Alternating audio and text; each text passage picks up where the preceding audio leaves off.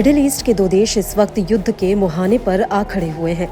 अमेरिकी अखबार wall street journal ने शुक्रवार को दावा किया कि अगले 2 दिनों में ईरान इजराइल पर हमला करने वाला है। रिपोर्ट में दावा किया गया कि इजराइल पर ड्रोन और मिसाइल हमलों की तैयारी चल रही है।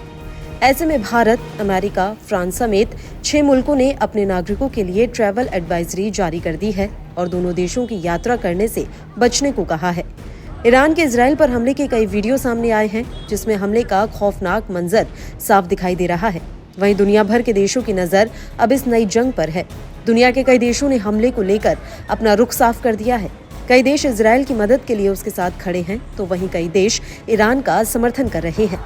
ऐसे में जानते हैं कि दुनिया के कौन से देश इजराइल और ईरान के साथ खड़े हैं और इन सब के बीच भारत का क्या रुख रहेगा। इजराइल का साथ देने वाले देश जॉर्डन, अमेरिका, फ्रांस और ब्रिटेन, ये ऐसे देश हैं जो इजराइल का साथ देंगे।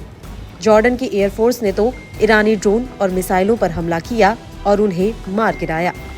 इजरायली पीएम नेतन्याहू ने अमेरिका के साथ ही ब्रिटेन, फ्रांस और तमाम देशों की सराहना की है। ईरान की मदद करने वाले देश लेबनान, सीरिया, यमन और इराक, ये ऐसे देश हैं जो ईरान के साथ खड़े हैं।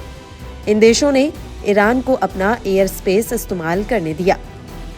लेबनान, सीरिया, यमन और इराक, इन देशों में मौजूद ईरानी ठिकानों से इजराइल पर हमला किया गया।